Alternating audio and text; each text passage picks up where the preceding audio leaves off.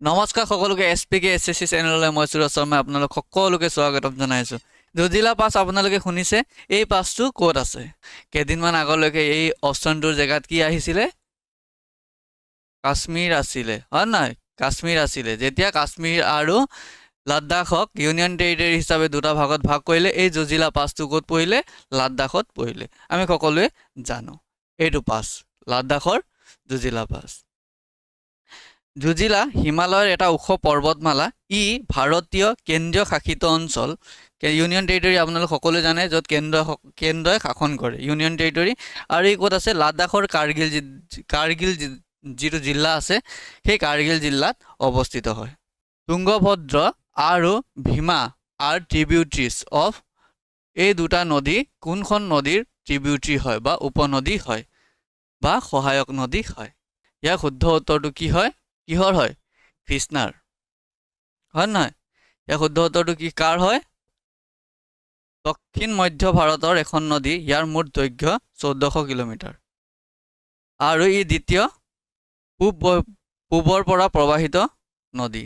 মহাৰাষ্ট্ৰ জিলাৰ মহাবালেশ্বৰত উঠি এই কি আছে? এই নদীখন আছে বুলি কৈছে। ঠিক আছে, বুজি পাইছে সকলোৱে দেখিছে, সকলোৱে মেপত দেখিছে। চাওক, এখন কৃষ্ণা নদী, হয় নহয়? এখন কৃষ্ণা নদীৰ উপনদী হয়। অসমত ৰঙা মাটিৰ মূল বৈশিষ্ট্য ক'ত আছে? বড়োলেণ্ডত আছে, উত্তৰ কাছাৰ পাৰ্বতীয় অঞ্চলত আছে, বৰাক উপত্যকাত আছে, ব্ৰহ্মপুত্ৰ উপত্যকা অঞ্চলত আছে। ইয়াৰ শুদ্ধ উত্তৰটো কি হ'ব পাৰে? ক'ত আছে ৰঙা মাটি? এইটো ক'ত আছে? বৰাক ভেলীত। এই ৰঙা মাটিৰ যিটো মূল বৈশিষ্ট্য ৰঙা মাটি, এই ক'ত আছে? বৰাক ভেলীত আছে বুলি কোৱা হৈছে। উত্তৰ কাছাৰ পাহাৰত কি পোৱা যায়? বেছিকৈ কি পোৱা যায়? নন এজ কি বুলি কোৱা হয়? গ্ৰেফাইট, নিমখৰ শিল, ৰক সল্ট আৰু চূণশিল কয়লা। কি হ'ব পাৰে? ক'ৰবাত অপশ্যন বিও পাই যায়, কিন্তু ইয়াৰ শুদ্ধ উত্তৰ কি হয়? Option C. বহুত জেগাত আপোনালোকে বিও পায়। ঠিক আছে, চূণশিলসমূহ দেখিছে আপোনালোক সকলোৱে। তলৰ কোনটো সংমিশ্ৰণ মূলতঃ উত্তৰ ভাৰতৰ একক ৰাজ্যৰ কেন্দ্ৰীভূত হৈছিল? দেখিছে নহয়, ভাৰতবৰ্ষৰ এই মেপ দেখিছে সকলোৱে।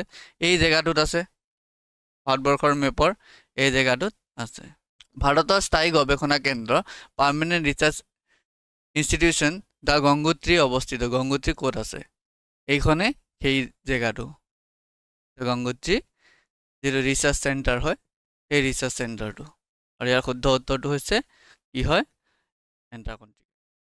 PSLV C-14 ইয়াৰ শেহতীয়া মহাকাশ অভিযানত কিমান বিদেশী নেনো উপগ্ৰহৰ সৈতে পছে চান্দ-2 যিটো কঢ়িয়াই নিয়া হৈছিল? কিমানটা কঢ়িয়াই নিয়া হৈছিল? 5, 6, 7, 9। ঠিক আছে, ইয়াৰ শুদ্ধ উত্তৰটো কি হ'ব? ইয়াৰ শুদ্ধ উত্তৰটো হ'ব অপশ্যন বি, 6। নেশ্যনেল চুগাৰ ইনষ্টিটিউটখন লোকেটেড ক'ত আছে? যিটো চুগাৰ চেনীৰ যিটো ইনষ্টিটিউশ্যন, নেশ্যনেল চেনীৰ যিটো ইনষ্টিটিউশ্যন, সেইটো ক'ত আছে? ঠিক আছে, ইয়াৰ শুদ্ধ উত্তৰটো অপশ্যন চি, কানপুৰত আছে। আৰু এই কেতিয়া কৰা হৈছিলে? 1936 চনত ইয়াক কি কৰা হৈছিলে? স্থাপন কৰা হৈছিলে। ভাৰতৰ প্ৰথম টেলিগ্ৰাফ লাইন ক'ত স্থাপন কৰা হৈছিল?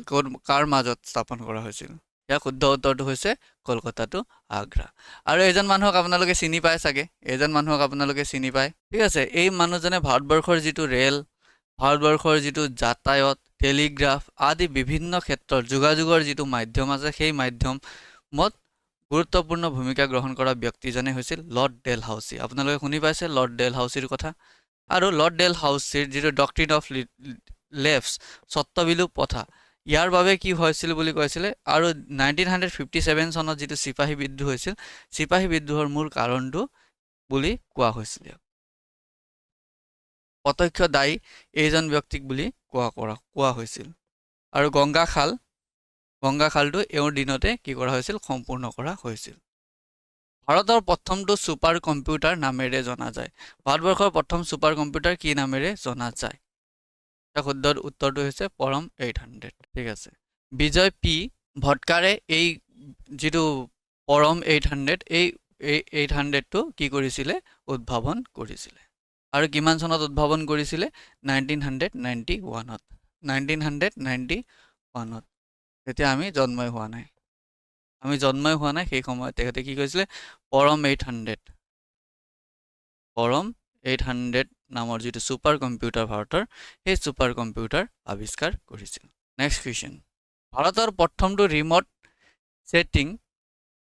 ৰিম'ট যিটো ছেটেলাইট উপগ্ৰহ সেই উপগ্ৰহটো ক'ৰ পৰা উৎক্ষেপণ কৰা হৈছিল? যাৰ শুদ্ধ উত্তৰটো হ'ব অপশ্যন বি, বাইকনুৰ। আৰু বাইকনুৰ ক'ত আছে? বাইকনুৰ ক'ত আছে? কাজাকিস্তানত আছে। নেক্সট কুৱেশ্যনটো 1975 চনৰ ছোভিয়েটৰ যিটো কসমোড্ৰমৰ পৰা উৎক্ষেপণ কৰা প্ৰথম ভাৰতীয় উপগ্ৰহ কোনটো আছিল? আৰ্যভট্ট আছিল নে, ভাস্কৰ আছিলে নে, ভাস্কৰ দ্বিতীয় আছিলে নে, ইনচাট IS আছিলে? ইয়াৰ শুদ্ধ উত্তৰটো কি হ'ব? ইয়াৰ শুদ্ধ উত্তৰটো হৈছে কি আৰ্যভট্ট। এইখনেই হৈছিল সেই আৰ্যভট্টৰ ফটো, দেখিছে আৰ্যভট্ট। আৰু ই কেতিয়া কৰা হৈছিলে? 1975 19 এপ্ৰিলত ইয়াক কি কৰা হৈছিলে? মুকলি কৰা হৈছিলে। আৰু ভাৰতৰ বিখ্যাত জ্যোতিৰ্বিজ্ঞানীৰ নামেৰে এই উপগ্ৰহটোক নামাকৰণ কৰা হৈছিল। আৰু জ্যোতিৰ্বিজ্ঞানী আছিলে কোন? আৰ্যভট্ট। আৰ্যভট্টৰ নামতে কি কৰা হৈছিলে? ইয়াৰ নামটো আৰ্যভট্ট ৰখা হৈছিল। মনত থাকি যাব, হয় নাই? মনত থাকি যাব লাগে এইবিলাক কথা। ভাৰতবৰ্ষৰ প্ৰথম ছুপাৰ কম্পিউটাৰ যিটো আছিলে ক'ত ইনষ্টল কৰা হৈছিল? Where was first Indian computer installed? ইয়াৰ শুদ্ধ উত্তৰটো হৈছে option C. Option C, super computer 1956ত কি কৰা হৈছিলে? ইয়াত ইনষ্টল কৰা হৈছিলে। আৰু ইয়াক কিমান টকাত ক্ৰয় কৰা হৈছিল? 10 লাখ টকাত ইয়াক কি কৰা হৈছিলে? ক্ৰয় কৰা হৈছিল বুলি। 10 লাখ টকাত ইয়াক কি কৰা হৈছিলে? ক্ৰয় কৰা হৈছিল 1956 চনত। শেহতীয়াকৈ ভাৰতৰ সৰ্ববৃহৎ সৌৰ শক্তি কেন্দ্ৰটো তলৰ উল্লেখ কৰা ৰাজ্যসমূহত মুকলি কৰা হৈছিল। ক'ত মুকলি কৰা হৈছে? কেইদিনমান আগলৈকে মধ্যপ্ৰদেশ আছিলে, কিন্তু মধ্যপ্ৰদেশতকৈ বেছি এতিয়া বেলেগ এটা জেগাত স্থাপন কৰা হৈছে। ইয়াৰ শুদ্ধ উত্তৰটো হৈছে তামিলনাডু। ভাৰতৰ সৰ্ববৃহৎ সৌৰশক্তি কেন্দ্ৰ কি কৰা হৈছিলে? লোকেটেড, এইটো কি হৈছিলে? তামিলনাডুত কিমান 2500 একৰ মাটিত কি কৰা হৈছিলে? ইয়াক স্থাপন কৰা হৈছে। এইটো চাই লওক। নেক্সট কুৱেশ্যনটো চাই লওক, তলৰ কোনটো উপগ্ৰহে সমগ্ৰ দেশতে টিভি নেটৱৰ্ক অনুষ্ঠানসমূহ টেলিকাষ্ট কৰাত সহায় কৰে? ঠিক আছে, ইয়াৰ শুদ্ধ উত্তৰটো হৈছে অপশ্যন ডি। ই কি কৰে? গোটেই টেলিভিছন নেটৱৰ্কসমূহক কি কৰে? অনুষ্ঠানসমূহ টেলিকাষ্ট কৰাত সহায় কৰে। ইয়াৰ যোগেদি আমি কি কৰিব পাৰোঁ? বিভিন্ন টিভি চিৰিয়েল চাব পাৰোঁ, ক্ৰিকেট চাব পাৰোঁ, আৰু বিভিন্ন ধৰণৰ টিভি যিমানবিলাক শ্ব' হয় সেই শ্ব'বিলাক আমি চাব পাৰোঁ। কলহনা ৰচনা ৰাজতৰংগী ৰজাৰ কাহিনী, মানে ক'ৰ ৰজাৰ কাহিনী? Rajatarangini written by Kalhana is story of the king of, ক'ৰ কিঙৰ ষ্টৰি হয়? নেপালৰ, কামৰূপৰ, কাশ্মীৰৰ, উৰিষ্যাৰ? ইয়াৰ শুদ্ধ উত্তৰটো হৈছে কাশ্মীৰৰ। ঠিক আছে, ইয়াৰ শুদ্ধ উত্তৰটো কি হয়? কাশ্মীৰৰ হয়। এইখনে সেইখন ষ্টৰি কিতাপ। The tartar tribe ইনহেবিটেন্স in which part of the world? মানে যিটো টাৰ্টাৰ জনগোষ্ঠী আছে সেই জনগোষ্ঠীয়ে পৃথিৱীৰ কোনটো অংশত বাস কৰে? ইয়াৰ শুদ্ধ উত্তৰটো হৈছে চাইবেৰিয়া। আৰু চাইবেৰিয়া পৃথিৱীৰ এইখন জেগাত আছে। Salsa a popular form of social dance originate from? সামাজিক নৃত্য যিটো চালচা, সেইটো চালচাৰ উৎপত্তি হৈছিল ক'ত? Brazil, France, Italy, America? ইয়াৰ শুদ্ধ উত্তৰটো হৈছে আমেৰিকা।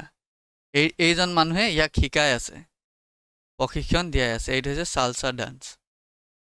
ইকেবানা হৈছে জাপানীজ কলা।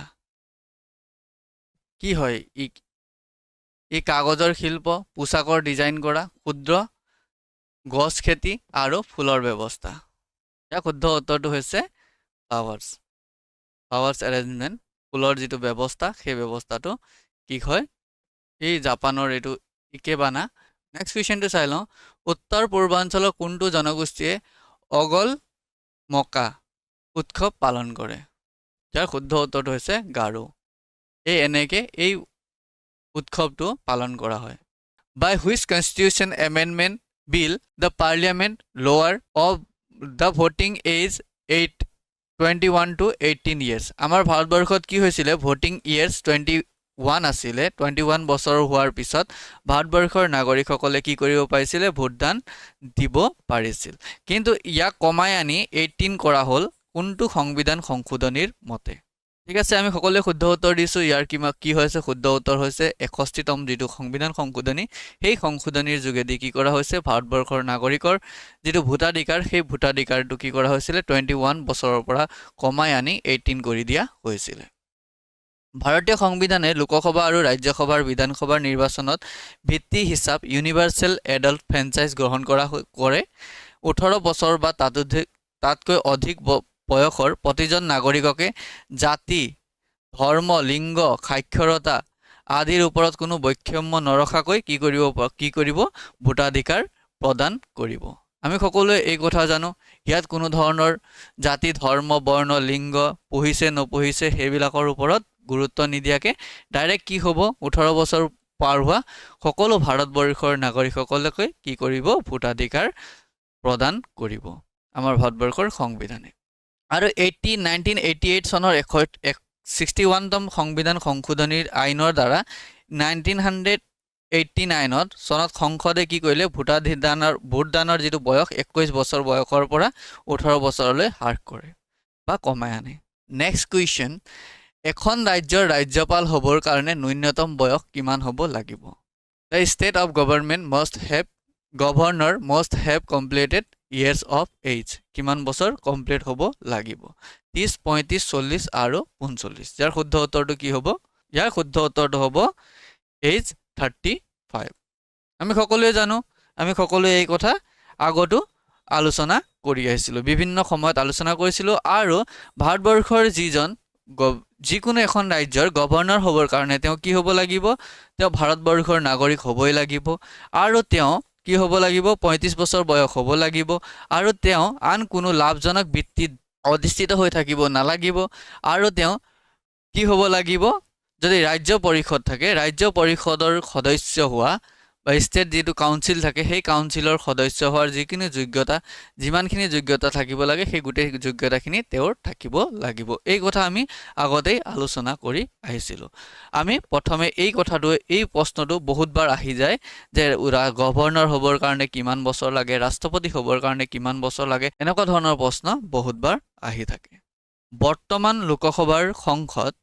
লোকসভাৰ অধ্যক্ষ যিজন স্পিকাৰ অফ লোকসভা তেওঁ কোনখন সংসদীয় সমষ্টিক প্ৰতিনিধিত্ব কৰে ইয়াৰ শুদ্ধ উত্তৰটো হৈছে অপচন এ লোকসভাৰ অধ্যক্ষ ওম বিৰলা ভাৰতীয় জনতা পাৰ্টিৰ পৰা বিলং কৰে তেখেতে ক'ৰ পৰা খেলিছিল ইলেকশ্যন ভাৰতীয় জনতা পাৰ্টিৰ পৰা ইলেকশ্যন খেলি তেওঁ জিকি আহিছিল ওম বিৰলা ভাৰতবৰ্ষৰ যেটো 17 সংখ্যক যেটো লোকসভা আছে সেই লোকসভাৰ কি হয় অধ্যক্ষ স্পিকাৰ হয় 17 সংখ্যক তেখেত 19 জুন 2019 চনত কি হৈছিল নিযুক্তি লাভ কৰিছিল তেখেতে ঠিক আছে আৰু হি বিলংস টু ভাৰতীয় জনতা পাৰ্টি কথাটো ক'লোৱে he is a member of parliament Kota Bundi constituency in ক'ত হয় ৰাজস্থানৰ হয় তেখেত ক'ৰ হয় ৰাজস্থানৰ হয় তাৰ উপৰিও তেওঁ কি কৰিছিল 2003 2008 আৰু 2013 চনৰ নিৰ্বাচনত ৰাজস্থান বিধানসভাৰ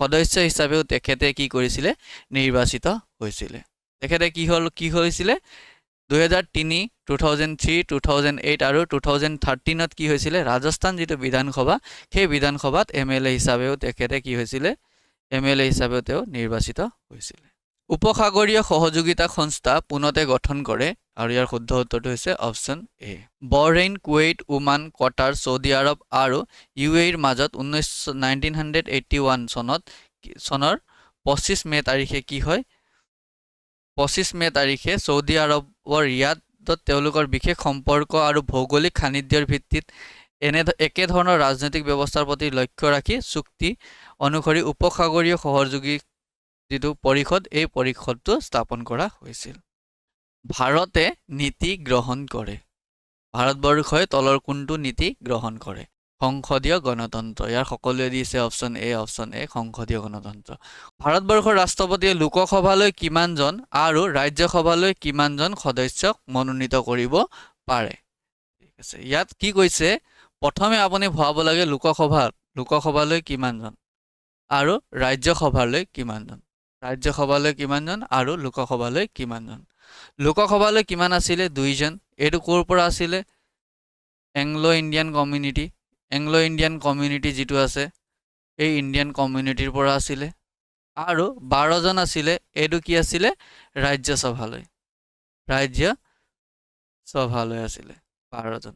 আমি এই কথা সকলোৱে জানো, কিন্তু মই আপোনালোকক পঢ়াওঁতে এটা কথা কৈছিলোঁ যে এইটো কি আছিলে, এইটো কিমান চনত এইটো কি কৰা হ'ল, এই বস্তুটো আমাৰ ভাৰতবৰ্ষৰ সংবিধান সংশোধনীৰ যোগেদি কি কৰা হ'ল, কৰ্তন কৰি দিয়া হৈছে। এংলো ইণ্ডিয়ান সম্প্ৰদায়ৰ যিটো মনোনয়ন কৰাৰ প্ৰচেছ, এই প্ৰচেছটো কি কৰা হৈছিলে, নাইকিয়া কৰি দিয়া হৈছে।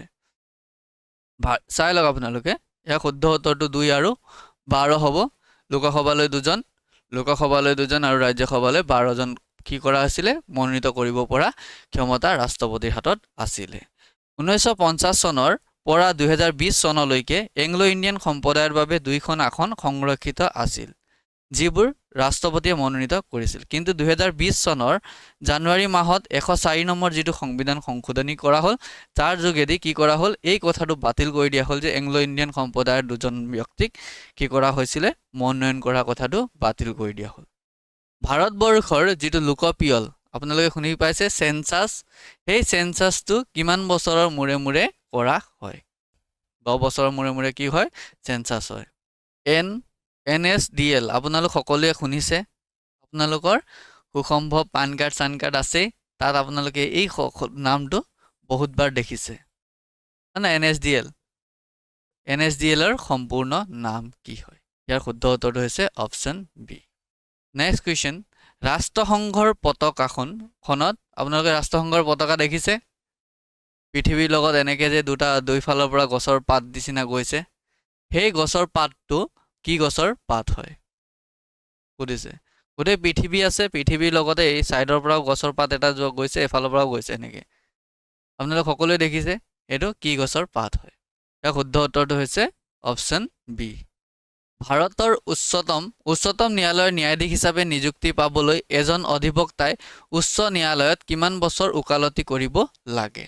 তেওঁ কিমান বছৰ কাম কৰা হ'ব লাগিব? 10 বছৰ কাম কৰা হ'ব লাগিব।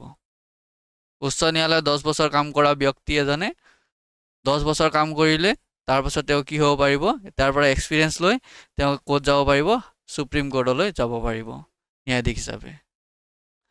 সংবিধানৰ কোনটো সংশোধনী অনুসৰি ভাৰতৰ ৰাজধানী দিল্লীক ৰাষ্ট্ৰীয় ৰাজধানী অঞ্চল হিচাপে ঘোষণা কৰা হয়? ভাৰতবৰ্ষৰ ৰাজধানী ক'ত আছিলে? কলকাতাত আছিলে, কলকাতাৰ আগতে আছিলে, হয় নাই? প্ৰথমে ক'ত আছিলে ভাৰতবৰ্ষৰ ৰাজধানী? কলকাতাত আছিলে। 1912, ক'ৰবাত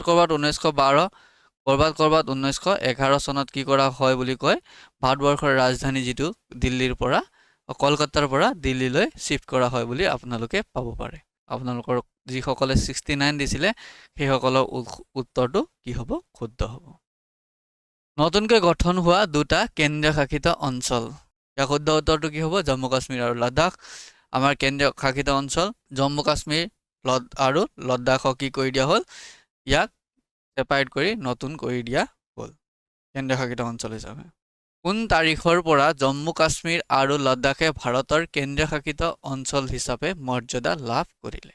ইয়াৰ শুদ্ধ উত্তৰটো কি হ'ব, 31 অক্টোবৰৰ দিনা। তলৰ কোনটো অনুচ্ছেদে ৰাষ্ট্ৰপতিক প্ৰধানমন্ত্ৰী নিযুক্তিৰ বাবে কৰ্তৃত্ব প্ৰদান কৰিছে? আৰ্টিকল 75। আৰ্টিকল 75ৰ মতে কি হয়, ৰাষ্ট্ৰপতিয়ে কি কৰিব, প্ৰধানমন্ত্ৰীক নিযুক্তি দিব, এপইণ্ট কৰিব। তাৰপিছত কি হ'ব, তাৰপিছত যিসকল কাউন্সিল অফ মিনিষ্টাৰ আছে, যিবিলাক আছে, সেই কাউন্সিল অফ মিনিষ্টাৰকো ৰাষ্ট্ৰপতিয়ে নিযুক্তি দিব, কিন্তু কাৰ লগত ডিছকাছ কৰিব, প্ৰধানমন্ত্ৰীৰ লগত ডিছকাছ কৰিয়ে তেওঁ কি কৰিব, এই কাউন্সিল অফ মিনিষ্টাৰবিলাকক এপইণ্ট কৰিব পাৰিব। বুজি পাইছে? আৰ্টিকল নম্বৰ 75ত এই কথা উল্লেখ কৰা আছে। প্ৰথমে 75 নম্বৰ আৰ্টিকুলৰ মতে তেওঁ কি কৰিব, প্ৰধানমন্ত্ৰীক এপইণ্ট কৰিব, PM-ক এপইণ্ট কৰিব আৰু PM-ৰ লগত ডিছকাছ কৰি PM-এ কাক তেওঁ মন্ত্ৰীসভাত স্থান দিব, সেই গোটেই মন্ত্ৰী পৰিষদৰ সদস্যবিলাকক, মন্ত্ৰীসকলক তেওঁ কি কৰিব, ৰাষ্ট্ৰপতিয়ে এপইণ্ট কৰিব পাৰিব। ঠিক আছে। সংবিধান সভাই ভাৰতীয় সংবিধানৰ খচৰা সমিতি গঠন কৰিছিল কেতিয়া? ইয়াৰ শুদ্ধ উত্তৰটো এ হ'ব। নিম্নলিখিত কোনখন বিধেয়ক সংসদত বাজেটৰ সৈতে একেলগে উত্থাপন কৰা হয়? আৰু ইয়াৰ শুদ্ধ উত্তৰ কি হয়? Option C. লোকসভাৰ দ্বাৰা গৃহীত কৰা এখন বিল ৰাজ্যসভাৰ দ্বাৰাও গৃহীত হোৱা বুলি গণ্য কৰা হয় যেতিয়া উচ্চ সদনৰ দ্বাৰা নিম্নলিখিত কিমান দিনৰ ভিতৰত কোনো এটা ব্যৱস্থা গ্ৰহণ কৰা নহয়? ইয়াৰ শুদ্ধ উত্তৰটো কি হ'ব? 14 দিন। বঢ়িয়া। যিটো ৰেলৱে পূৰ্ব গঠন পৰিকাঠামো যিটো প্ৰস্তুত কৰা সমিতিৰ নাম কি আছিলে? ইয়াৰ শুদ্ধ উত্তৰটো কি হয়? Option C, Rakesh Mohan committee. ইয়াৰ শুদ্ধ উত্তৰটো কি হয়? ৰাকেশ মোহন কমিটি। ভাৰতৰ মুখ্য নিৰ্বাচন আয়ুক্তই কাৰ্যভাৰ বছৰৰ বাবে গ্ৰহণ কৰে। মুখ্য নিৰ্বাচন আয়ুক্ত যিজন, সেই মুখ্য নিৰ্বাচন আয়ুক্তই কিমান বছৰৰ কাৰণে কাৰ্যভাৰ গ্ৰহণ কৰে? কিন্তু ইয়াৰ শুদ্ধ উত্তৰটো কি হ'ব? তেওঁ 6 বছৰৰ কাৰণে এপইণ্টমেণ্ট দিয়া হয়, 6 বছৰৰ কাৰণে। ঠিক আছে। যদি তেওঁৰ বয়সটো 65 হৈ যায় তেতিয়াহ'লে কি হ'ব? তেওঁৰ বয়স যদি 65 হৈ যায় তেওঁ ৰিটায়াৰ্ড হ'ব পাৰিব। যিটো প্ৰথমে হয়, যদি 6 বছৰ প্ৰথমে হয় তেতিয়াহ'লেও তেওঁ কি কৰিব লাগিব? সেই পদটো এৰিব লাগিব। যদি তেওঁৰ বয়স 65 হৈ যায় তেতিয়াও তেওঁ এৰিব লাগিব। যোনটো প্ৰথমে হয় সেইটোৰ মতে তেওঁ কি হ'ব? ৰিটায়াৰ হ'ব। প্ৰতিখন পঞ্চায়তৰ কাৰ্যকাল বছৰৰ পৰা 5 বছৰ কৰা হয়। ইয়াৰ শুদ্ধ উত্তৰটো হৈছে অপশ্যন এ। নিৰ্বাচনৰ ফলাফল ঘোষণা কৰাৰ দিনৰ পৰা কি কৰা হয়? 5 বছৰ কাউণ্ট কৰা হয়। আমাৰ ভাৰতবৰ্ষৰ সংবিধানৰ আৰ্টিকল নম্বৰ 17 মই বহুতবাৰ কৈ আছোঁ, এই 17 নম্বৰ আৰ্টিকলটো বহুত বেছি ইম্পৰ্টেণ্ট আমাৰ ভাৰতবৰ্ষৰ যিকোনো পৰীক্ষাৰ কাৰণে। আৰ্টিকল নম্বৰ 17টো বহুত বেছি ইম্পৰ্টেণ্ট। আপোনালোকেও দেখিছে চাগে আৰ্টিকল নম্বৰ 17ৰ পৰা আকে পাকে যিকোনো প্ৰকাৰে কি হয়? এটা নহয় এটা কুৱেশ্যন পৰেই। প্ৰত্যেকটো কুৱেশ্যন ছেটতে আপুনি চাওক, পলিটিৰ যিজন মানুহে কুৱেশ্যন নাকাটক কিয়, য'ৰ পৰা নাকাটক কিয়, কি হয়? এই এটা কুৱেশ্যনটো আহিবই। ইয়াৰ শুদ্ধ উত্তৰটো কি হ'ব পাৰে? অস্পৃশ্যতা বিলুপ্তিকৰণ কৰা, অস্পৃশ্যতাৰ অভ্যাস নিষিদ্ধ কৰা, আৰু অস্পৃশ্যতাৰ অভ্যাস এটা অপৰাধ। আমাৰ যিটো 17 নম্বৰ আৰ্টিকল আছে, 17 নম্বৰ আৰ্টিকলটো আমাৰ কিহৰ লগত ৰিলেটেড আছিলে? আনটাচেবিলিটি বা অস্পৃশ্যতাৰ লগত ৰিলেটেড আছিলে। সেই কথা আমি সকলোৱে জানো, হয়নে? সকলোৱে এই কথা আমি জানো। এতিয়া এই গোটেইখিনি আমাৰ কিহৰ লগত জড়িত? আনটাচেবিলিটিৰ লগত জড়িত। সেইকাৰণে ইয়াৰ শুদ্ধ উত্তৰটো কি হ'ব? Option number D. ইয়াৰ শুদ্ধ উত্তৰটো কি হয়? Option number D. ভাৰতবৰ্ষৰ ৰাজনৈতিক দলৰ যিবিলাক প্ৰতীক আবণ্টন দিয়াৰ সম্পৰ্কীয় বিবাদ কোনে নিৰ্ণয় কৰে? আৰু ইয়াৰ শুদ্ধ উত্তৰটো হৈছে option D, election commission. Election কমিশ্যনে আৰু কি কৰে? ইলেকশ্যন কমিশ্যনে কি কৰে? আমাৰ ভাৰতবৰ্ষৰ যিমানবিলাক ইলেকশ্যন হয় এই ইলেকশ্যনবিলাক কণ্ডাক্ট কৰাৰ গুৰু দায়িত্ব কাৰ থাকে? Election commission of India. আৰু অসমৰ পৰা ভাৰতৰ চিফ ইলেকশ্যন কমিশ্যনাৰ, অসমৰ পৰা ভাৰতবৰ্ষৰ যিটো চিফ ইলেকশ্যন কমিশ্যনাৰ হৈছিলে সেইজনে হৈছে বহুত ডাঙৰ পোষ্ট, অসমৰ পৰা হৈছিলে কোন? হৰিশংকৰ ব্ৰহ্ম। আপোনালোকে মনত নাম ৰাখিব, হৰিশংকৰ ব্ৰহ্ম। তেখেতে কি হৈছিলে? চিফ ইলেকশ্যন কমিশ্যনাৰ হোৱা প্ৰথম অসমীয়া। আৰু Ranjan Gogoi chief justice of India. সেই কথাও আপোনালোকে মনত ৰাখি থ'ব। এনেকুৱা ধৰণৰ প্ৰশ্ন কি হয়? পৰীক্ষাত আহি যায়। নেক্সটটো চাই লওক, বিধেয়ক এখন বিত্তীয় বিধেয়ক হয় নে নহয় তাৰ সিদ্ধান্ত কোনে লয়? ইয়াৰ শুদ্ধ উত্তৰটো কি হৈছে? Option C, speaker of Lok Sabha. লোকসভাৰ যিজন অধ্যক্ষ সেই অধ্যক্ষই ইয়াৰ সিদ্ধান্ত লয় বা নিৰ্ণয় কৰে। এতিয়া মানি বিলৰ সম্পৰ্কে আপোনালোকে এটা কথা কৈ দিওঁ। আমাৰ যিটো মানি বিল হয় সেই মানি বিলটো সংসদত উত্থাপন কৰাৰ আগতে কাৰ পৰা অনুমতি ল'ব লাগিব? ৰাষ্ট্ৰপতিৰ পৰা অনুমতি ল'ব লাগিব। ৰাষ্ট্ৰপতিৰ পৰা অনুমতি লোৱাৰ পিছত মানি বিল যেতিয়া প্ৰেজেণ্ট কৰা হয়, প্ৰেজেণ্ট কৰাৰ পিছত কি হয়? লোকসভাত পাছ হোৱাৰ পিছত ৰাজ্যসভালৈ যায়। ৰাজ্যসভাই যদিও পাছ নকৰে ইয়াক কি কৰিব? এটা নিৰ্দিষ্ট সময়ৰ পিছত ইয়াক কি কৰা হ'ল? পাছ কৰা হ'ল বুলি ধৰি লোৱা হ'ল। আৰু যেতিয়া মানি বিল ৰাষ্ট্ৰপতিৰ স্বাক্ষৰৰ বাবে যাব, ৰাষ্ট্ৰপতিৰ সন্মতিৰ কাৰণে যাব, তেতিয়া ৰাষ্ট্ৰপতিয়ে ইয়াক কি কৰিব নোৱাৰে? ঘূৰাই পঠাব নোৱাৰে। বেলেগ বিল কি হয়? ৰাষ্ট্ৰপতিয়ে ঘূৰাই পঠাব পাৰে, কিন্তু এই বিলখন কি কৰিব নোৱাৰে? ৰাষ্ট্ৰপতিয়ে ঘূৰাই পঠাব নোৱাৰে। ইয়াত চাইন কৰিব লাগিব, কাৰণ ৰাষ্ট্ৰপতিয়ে আগতীয়াকৈ ইয়াক সন্মতি প্ৰদান কৰিয়ে থৈছে। ভাৰতৰ যিটো ফেডাৰেল ষ্ট্ৰাকচাৰ আছে এই গাঁথনিটো প্ৰথমে আগবঢ়োৱা হৈছিল কিমান চনৰ আইনত? ইয়াৰ শুদ্ধ উত্তৰটো হৈছে অপশ্যন বি। উচ্চতম ন্যায়ালয়ত নিযুক্তি হোৱা প্ৰথম মহিলা ন্যায়াধীশ কোন আছিল? ইয়াৰ শুদ্ধ উত্তৰটো কি হ'ল? অপশ্যন চি, এম ফাতিমা বিবি। ভাৰতবৰ্ষৰ প্ৰথম পঞ্চবাৰ্ষিক পৰিকল্পনা কেতিয়া আৰম্ভ কৰা হৈছিল? বহুতে দি আছে, মানে সকলোৱে দি আছে 1951। কোন আছিলে প্ৰধানমন্ত্ৰী? প্ৰধানমন্ত্ৰী কোন আছিলে? জৱাহৰলাল নেহেৰু। আমাৰ যিটো সংবিধান সভা আছিলে আমি সকলোৱে জানো, সংবিধান সভাত ভাষণ দিয়া অন্তিমজন ইংৰাজ গভৰ্ণৰ জেনেৰেল কোন আছিলে? অন্তিমজন, শেষৰজন ইংৰাজ গভৰ্ণৰ কোন আছিলে? ইংৰাজ গভৰ্ণৰ নহয়, ইংৰাজৰ যিজন জেনেৰেল আছিলে, গভৰ্ণৰ জেনেৰেল কোন আছিলে? ইয়াৰ শুদ্ধ উত্তৰটো কি হ'ব? Lord Mountbatten. আমাৰ যিটো সংবিধান সভা আছিলে সেই সংবিধান সভাত ভাষণ দিয়া লাষ্ট গভৰ্ণৰ জেনেৰেল যিজন ইংৰাজ আছিলে, সেই ইংৰাজ গভৰ্ণৰ জেনেৰেল আছিলে লৰ্ড মাউণ্টবেটেন। লৰ্ড মাউণ্টবেটেনে আমাৰ কি কৰিছিলে? আমাৰ যিবিলাক সীমা নিৰ্ধাৰণ কৰাৰ ক্ষেত্ৰতো গুৰুত্বপূৰ্ণ ভূমিকা গ্ৰহণ কৰিছিলে। আমি সকলোৱে এই কথা জানো। ভাৰতবৰ্ষৰ ৰাষ্ট্ৰীয় পতাকাত যিটো গেৰুৱা ৰং আছে, এই গেৰুৱা ৰঙে কিহক প্ৰতিনিধিত্ব কৰে? অপশ্যন এ, ত্যাগ। ভাৰতৰ পতাকাৰ যিটো ওপৰে গেৰুৱা ৰং আছে, গেৰুৱাই সাহস আৰু ত্যাগক বুজায়। আৰু মাজত যিটো বগা আছে, সেই বগাটোৱে শান্তি আৰু সত্যক বুজায়। আৰু সেউজীয়াই বিশ্বাস আৰু অশ্বাৰোহীক পক্ষত থিয় হোৱাক বুজায়। নেক্সট কুৱেশ্যন, ভাৰতৰ কোনটো 5 বছৰীয়া পৰিকল্পনাত সেউজ বিপ্লৱৰ আৰম্ভণি হৈছিল? ইয়াৰ শুদ্ধ উত্তৰ হৈছে অপশ্যন কি হয়? অপশ্যন বি, 6 নম্বৰ যিটো আমাৰ পঞ্চবাৰ্ষিক পৰিকল্পনা আছিলে, সেই পঞ্চবাৰ্ষিক পৰিকল্পনাতে আমাৰ কি হৈছিলে? গ্ৰীণ ৰিভলিউশ্যন আৰম্ভ হৈছিল। আৰু আমাৰ ভাৰতবৰ্ষৰ যিটো গ্ৰীণ ৰিভলিউশ্যনৰ পিতৃ, সেই পিতৃ বুলি আমি কাক জানো? এম.এছ. স্বামীনাথন। এম.এছ. স্বামীনাথন, হয়নে?